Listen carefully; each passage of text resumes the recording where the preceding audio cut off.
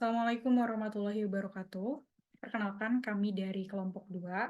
Di sini akan memaparkan hasil eksplorasi kami mengenai version control yang kami pilih yaitu Git. Untuk mengefisienkan waktu, saya akan memperkenalkan anggota dari kelompok 2. Yang pertama ada Dia Hidayatul Ula, yang kedua ada Firda Aulia Safira, yang ketiga ada Munatul Awaliyah, dan yang terakhir ada Nela Nur Fadilah, yaitu saya sendiri. Untuk pemaparan yang pertama yaitu mengenai penjelasan apa itu Git akan disampaikan oleh Dia Hidayatul Ula. Kepadanya saya persilahkan. Baik, terima kasih untuk penjelasan Git akan dijelaskan oleh saya. Git adalah sistem revision control terdistribusi dengan penekanan pada kecepatan, integritas data, dan dukungan untuk didistribusikan alur kerja nonlinear. Git awalnya dirancang dan dikembangkan oleh Linus Torvalds untuk pengembangan kernel Linux pada tahun 2005, dan sejak saat itu menjadi sistem kontrol versi yang paling banyak digunakan untuk pengembangan perangkat lunak. Git juga memiliki tujuan untuk memudahkan pengelolaan source code program, misalnya jika ada perubahan pada baris kode yang diganti atau ditambahkan. Untuk penjelasan fitur-fitur Git akan dijelaskan oleh Naila. Baik, mengenai fitur-fitur Git sendiri ada beberapa macam. Yang pertama ada version control, kemudian ada branch code, ada pemberian komentar pada source code, kemudian ada folder dalam penyimpanan .git, kemudian juga ada index atau staging area, ada yang data model dan bersifat atomik. Untuk penjelasan dari fitur-fiturnya, yang pertama, version control system ini merupakan fitur yang paling utama yang dipunyai oleh Git. Fitur ini bekerja dengan menggunakan menekan peer-to-peer, maksudnya dengan menggunakan SVN atau subversion melalui model client server.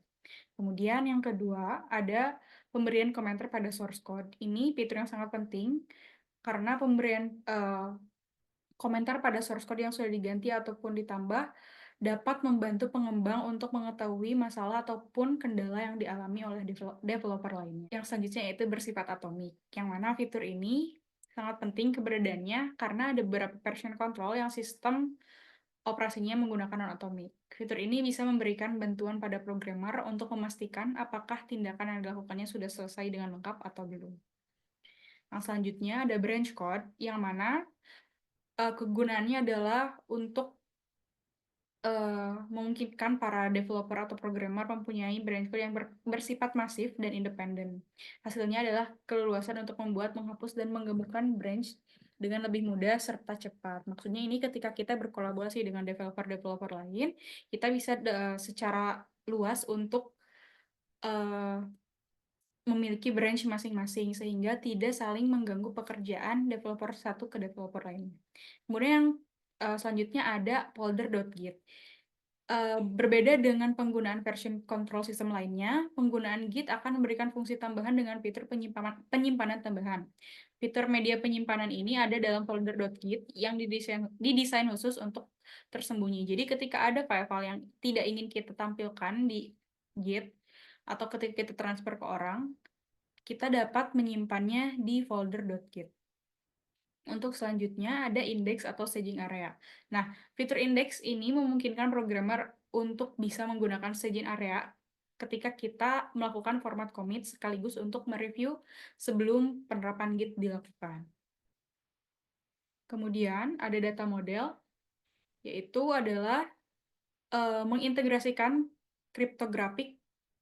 Dengan memanfaatkan fitur ini, programmer dapat memastikan integritas kriptografik yang ada pada bagian repositori. Sekian mengenai fitur-fitur ini. Yang selanjutnya ada keunggulan dan kelemahan Git yang akan dijelaskan oleh Firda. Pada Firda, saya persilahkan. Baik, terima kasih. Untuk keunggulan dari Git, yang pertama ada desain yang mudah dipahami, yang kedua mendukung dalam pengembangan nonlinear atau pengembangan paralel. Selanjutnya sistem terdistribusi peer-to-peer, mendukung dalam proyek besar seperti kernel Linux. Yang selanjutnya akses hanya menggunakan command line tanpa memerlukan client server. Selanjutnya, penyimpanan murni berbasis file, tidak menggunakan database atau SQL. Dan yang terakhir, open source alias gratis. Selanjutnya, untuk kelemahan Git, yang pertama tidak optimal untuk pengembangan tunggal dan juga dukungan untuk Windows terbatas dibandingkan Linux. Sekian untuk kelemahan dan keunggulan dari Git. Dikembalikan lagi kepada moderator. Baik, untuk selanjutnya itu mengenai hubungan antar Git dengan evolusi perangkat lunak dan configuration management yang akan dijelaskan oleh Dia Hidayatullah. Padanya saya persilahkan. Baik, di sini saya akan menjelaskan hubungan antar Git dengan evolusi perangkat lunak dan configuration management. Git berperan penting dalam evolusi perangkat lunak dan configuration management dengan menyediakan sistem version control yang memungkinkan pelacakan perubahan kode, kolaborasi, serta manajemen konfigurasi yang aman. Git juga mendukung pengembangan berkelanjutan melalui branching dan merging, memfasilitasi kerja paralel dan rollback. Dalam configuration management, Git mengelola versi kode dan file konfigurasi secara terstruktur, menjaga konsistensi antar lingkungan, serta mendukung pipeline CI atau CD untuk otomatisasi pengujian, build, dan deployment, memastikan keamanan dan keteraturan dalam pengembangan perangkat lunak. Sekian saya kembalikan ke moderator. Terima kasih. Untuk selanjutnya itu demo yang akan dijelaskan oleh Munatul. Pada Munatul, saya persilahkan. Baik, terima kasih kepada moderator yang telah memberikan kesempatan kepada saya untuk mendemokan mengenai instalasi dan juga penggunaan Git. Mungkin langsung saja, untuk menginstal Git sendiri, kita bisa mengunjungi laman Google dan mengetikkan Git download. Nah, di paling atas akan ada pilihan download Git, kita bisa klik. Di sini akan ada pilihan download sesuai dengan OS yang kita gunakan. Karena saya di sini menggunakan Windows, saya akan memilih Windows. Lalu di sini juga ada pilihan sesuai dengan laptop yang kita gunakan, 32 bit atau 64 bit. Karena laptop saya mempunyai spesifikasi 64 bit, maka saya akan mendownload dengan spesifikasi ini. Bisa langsung diklik dan akan langsung muncul notifikasi downloadnya seperti ini. Nah, karena di sini saya sudah mendownloadnya, maka saya akan membatalkan downloadnya sendiri. Nah, jika sudah selesai di-download, kita bisa membuka file folder kita. Nah, di sini ada file Git yang sudah saya download sebelumnya. Untuk menginstalnya kita bisa langsung klik saja. Nah, akan ada pemberitahuan untuk penginstalan, kita bisa pilih yes saja langsung. Lalu setelah itu akan ada general public license dari Git-nya sendiri. Ini boleh dibaca ataupun langsung di next pun tidak masalah. Nah, selanjutnya akan ada komponen apa saja yang akan diinstal pada Git ini. Kita bisa menyesuaikan ataupun mengikuti default yang direkomendasikan dari Git itu sendiri. Nah, di sini saya akan mengikuti rekomendasi dari Git-nya sendiri, maka kita bisa langsung memilih next. Lalu selanjutnya adalah editor untuk Git ini sendiri. Untuk defaultnya atau rekomendasi dari Git-nya itu adalah Visual Studio Code. Nah, di sini bisa disesuaikan sesuai dengan text editor yang digunakan. Karena di sini saya menggunakan Visual Studio Code juga, maka saya akan langsung ke step selanjutnya, di next saja. Lalu ini adalah branch atau branch awal dari Git itu sendiri. Umumnya itu biasanya branch-nya itu bernama master ataupun main. Nah, di sini karena rekomendasinya ini dengan branch main, saya akan mengikuti default-nya saja, lalu dipilih next. Nah, begitupun juga dengan environment-nya, saya akan mengikuti rekomendasi dari Git-nya sendiri, jadi kita bisa langsung next. Selanjutnya adalah SSH. Mengenai SSH-nya, di sini pun saya akan mengikuti rekomendasi dari Git-nya, lalu bisa kita next juga. Nah, untuk HTTPS transport-nya juga sama, mengikuti default-nya, bisa langsung di next. Ini pun juga konfigurasi line conversation-nya sesuai default, bisa langsung di next. Nah, ini pun juga langsung di next. Nah, untuk default behavior-nya, di sini adalah fast forward made sesuai dengan rekomendasi atau default-nya, bisa langsung di next.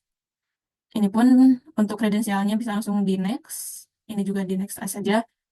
Nah, setelah sampai di halaman ini, bisa langsung diklik install, karena saya sudah menginstalnya sebelumnya. Jadi, saya akan skip saja. Nah, untuk mengetahui bagaimana apakah si Git itu sudah terpasang atau terinstall di perangkat kita bisa membuka cmd, lalu mengetikkan perintah git version. Nah, jika muncul seperti ini git version 2.47, maka itu tandanya Git telah berhasil terinstall di perangkat kita. Baik, untuk yang selanjutnya mungkin dilanjutkan dengan demo penggunaan Git-nya sendiri. Sebelum saya mendemokan untuk penggunaan Git-nya sendiri, di sini eh, saya akan menjelaskan sedikit tentang penggunaan Git-nya. Untuk Git sendiri itu memiliki 3 tahapan utama dalam siklus pengembangannya. Yang pertama itu modified. Ini adalah tempat file yang telah diubah tetapi belum disimpan ke staging area. Jadi ini tuh perubahannya tuh hanya di working directory-nya saja. Lalu yang kedua itu ada stage atau file yang udah diubah dan udah disimpan di staging areanya. Dan file yang ada di staging area ini udah bisa atau udah siap untuk di commit ke repository. Lalu yang ketiga itu uh, committed atau filenya itu sudah tercatat dalam repository apa saja perubahannya. Tuh.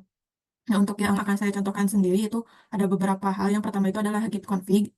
Git config ini adalah perintah git yang paling banyak digunakan. Biasanya ini untuk mengkonfigurasi atau mengatur uh, sesuai dengan keinginan pengguna, itu bisa bisa mengkonfig email ataupun username atau format file tergantung dengan keinginan penggunanya. Lalu yang kedua itu adalah git init. Nah, git init ini adalah sebuah inisialisasi untuk membuat repositori baru di Git. Lalu yang selanjutnya itu git add. Git add sendiri adalah perintah untuk menambahkan uh, file yang telah dimodifikasi ke staging area sebelum sebelum si file ini di commit. Nah, lalu yang selanjutnya adalah git commit. Git commit ini adalah staging area yang berada di repository lokal dan siap untuk di commit. Dan sebelum di commit itu kita harus memiliki pesan commitnya untuk menandai apa perubahan yang dilakukan pada file yang akan di commit itu. Lalu selanjutnya ada git status. Git status ini seperti menampilkan file di working directory kita, apakah masih ada file yang diubah atau ditambah ke staging area sudah ditambahkan atau belum. Nah, kita bisa melihatnya itu melalui perintah git status. Nah, untuk yang selanjutnya git diff. Git diff ini menampilkan perbedaan antara file yang dimodifikasi sebelumnya dan yang dengan versi yang ada di staging area. Jadi misalkan kita sudah mengcommit file, tapi kita melakukan perubahan di file tersebut setelah kita mengcommitnya. Nah, kalau kita ingin melihat perbedaannya itu bisa menggunakan git diff. Lalu yang selanjutnya adalah git remote. Git remote ini adalah membuat si Git kita terhubung dengan repository yang ada di server lain. Biasanya atau umumnya Git remote ini digunakan berbarengan dengan GitHub. Jadi Git ini di remote agar bisa mengakses repository yang ada di GitHub. Lalu yang selanjutnya adalah git push. Git push ini perintah yang dapat mengirimkan perubahan ke master branch dari remote repository yang berhubungan dengan direktori kerja kita. Lalu yang selanjutnya itu adalah git branch, yaitu branch yang dapat melist ataupun membuat dan menghapus branch yang ada di direktori kerja kita. Yang selanjutnya adalah git checkout. Git checkout ini adalah untuk membuat branch ataupun berpindah branch dari satu branch ke branch lainnya. Lalu yang selanjutnya adalah git clone. Ini adalah untuk cloning repository, biasanya dari server Git seperti GitHub ke direktori lokal kita. Lalu git rm ini adalah menghapus file dari repository Git dan menambahkan file ini ke staging area, berguna untuk menghapus file dari project dan menandai untuk di commit. Yang selanjutnya adalah pull. Ini adalah perintah untuk menggabungkan sebuah perubahan yang ada di remote repository ke local project. Lalu yang terakhir itu adalah git merge, yaitu perintah yang digunakan untuk menggabungkan sebuah branch ke branch yang sedang aktif digunakan. Nah, mungkin untuk mempersingkat waktu, langsung saja ke contoh penggunaannya. Di sini saya sudah membuat sebuah folder baru. Saya bisa langsung klik saja. Nah, untuk membuka atau menggunakan Git sendiri ada dua cara. Yang pertama itu bisa menggunakan CMD. Jadi kita bisa langsung klik kanan dan open in terminal. Nah, di sini lalu akan terbuka CMD-nya. Atau dengan cara lain, yaitu dengan di sini bisa klik kanan lalu show more option. Nah, di sini ada open git bash. Nah, bisa langsung diklik saja. Lalu akan terbuka si terminal Git-nya. Sebenarnya kedua ini sama-sama saja, tidak ada perbedaan yang signifikan dari keduanya. Nah, untuk penggunaannya sendiri, kembali ke kenyamanan masing-masing, ingin menggunakan terminal bawahan dari Git ataupun terminal CMD. Nah, untuk contoh penggunaan kali ini, saya akan menggunakan CMD. Nah, selanjutnya mungkin saya akan mencontohkan dengan membuat sebuah file baru ya di folder ini. Mungkin dengan format .exe saja. Saya akan buat file coba. Lalu mengisi file ini dengan sebuah kode sederhana. Lalu kita save. Nah, untuk yang pertama kali kita lakukan ini bisa kita config terlebih dahulu Git-nya. Di sini saya akan mengkonfig untuk men-setting email agar langsung terhubung ke email. Nah, perintahnya bisa menggunakan git config min global. Kenapa kita menggunakan min 2 kali? Karena agar kita bisa mengaksesnya dari mana saja. Lalu user.email, masukkan email yang ingin kita config.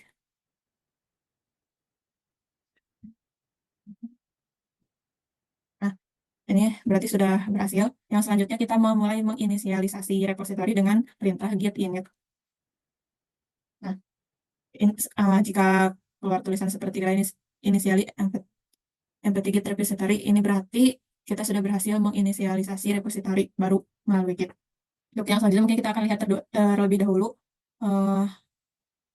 di dalam repositorinya dengan menggunakan git status. Nah, di sini ada informasi yang bisa kita baca. Yang pertama ini adalah on branch main. Ini berarti kita berada di branch main.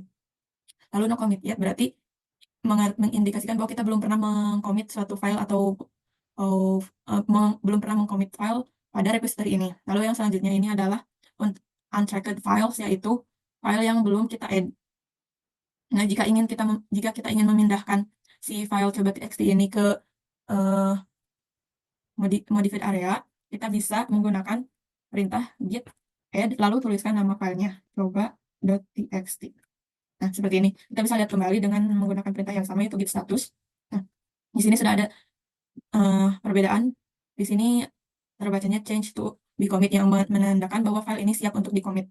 Jika kita ingin mengcommitnya, maka kita bisa menggunakan perintah git commit lalu min m ini menandakan pesan yang akan kita buat di commitnya, misalkan file upload. Lalu, nah, jika ada muncul seperti ini, yaitu one file change, ini berarti mengidentifikasikan bahwa si commit ini berhasil. Kita bisa kembali melihat statusnya dengan git status. Nah, nothing to commit. Nah, berarti di sini semuanya sudah di commit, jadi sudah ada di repository dan sudah tercatat perubahannya. Lalu mungkin yang selanjutnya saya akan mencontohkan tentang git. Lalu untuk yang selanjutnya mungkin saya akan mencontohkan untuk git remote. Di sini saya akan menggunakan GitHub sebagai akses remote-nya. Sebelumnya saya akan membuat repository terlebih dahulu di GitHub. Buat. Nah, lalu di sini ada perintah yang bisa kita gunakan, yaitu git remote add origin, dan ini adalah link dari repository GitHub-nya. Jadi di sini bisa kita copy saja.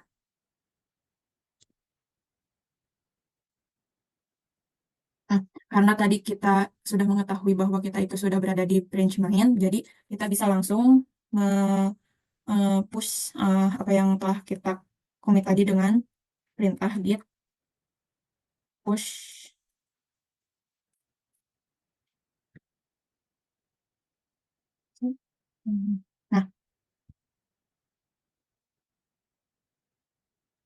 Nah, jika seperti ini tampilannya, berarti push kita berhasil mengindikasikan bahwa kita telah berhasil push kode kita ke GitHub. Kita bisa lihat dengan refresh di halaman ini. Nah, di sini ada hal yang kita upload tadi. Nih. Mungkin yang selanjutnya saya akan mencontohkan untuk branch baru. Kita bisa membuat branch baru itu dengan perintah git branch.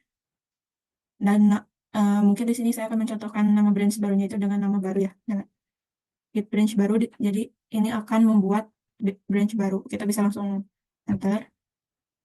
Untuk melihatnya ada branch apa saja di repository ini, kita bisa menggunakan perintah git branch. Nah, di sini bisa dilihat ada branch main dan branch baru yang baru saja kita buat sebelumnya.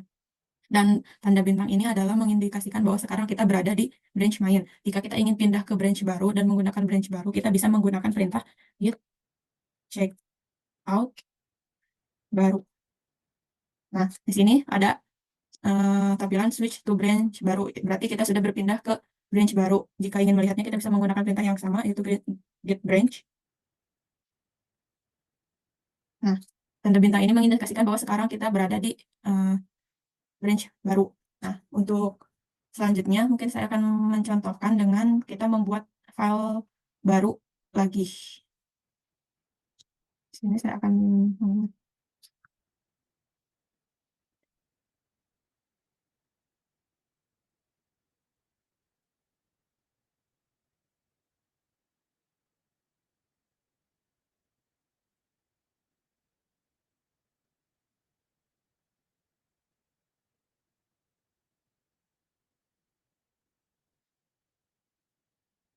Nah, kita bisa menggunakan git status dulu untuk mencek statusnya.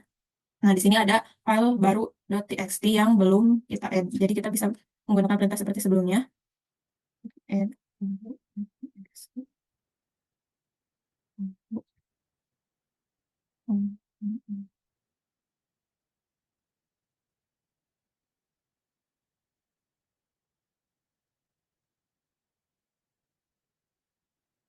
Nah, ini udah selesai di commit. Kita bisa lihat kembali git status.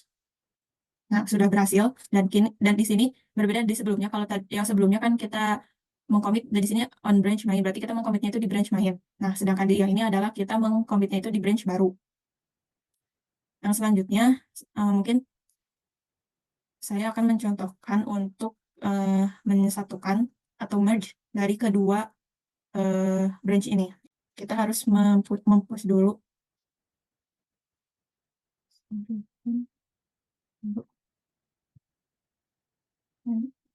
Kita push dulu file yang sebelumnya. Nah, setelah berhasil di-push, kita bisa berpindah kembali ke branch main dengan perintah gen check main.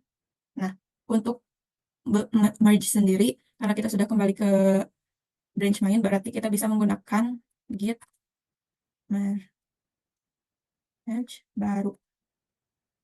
Nah, setelah ada tampilan seperti ini mengindikasikan bahwa kita sudah berhasil mensatukan si file baru ini ke satu branch yang sama.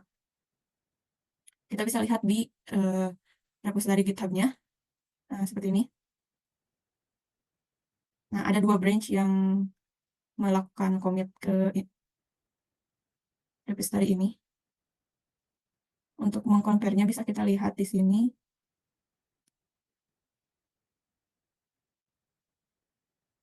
Lalu bisa di create pull request-nya.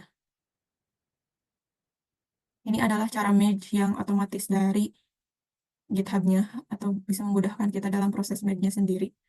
Jikalau kode yang kita buat itu kompleks. Jadi ini bisa langsung di merge. Lalu compare merge. Nah, mungkin seperti itu. Kurang lebih dasar-dasar dari penggunaan Git yang dapat saya demonstrasikan. Kurang lebihnya mohon maaf. Saya kembalikan ke moderator. Terima kasih. Baik, terima kasih kepada Munatul yang sudah mendemokan mengenai version control Git ini. Berikut juga menutup pemaparan kami mengenai eksplorasi ini. Terima kasih atas perhatiannya. Mohon maaf apabila ada kesalahan. Wassalamualaikum warahmatullahi wabarakatuh.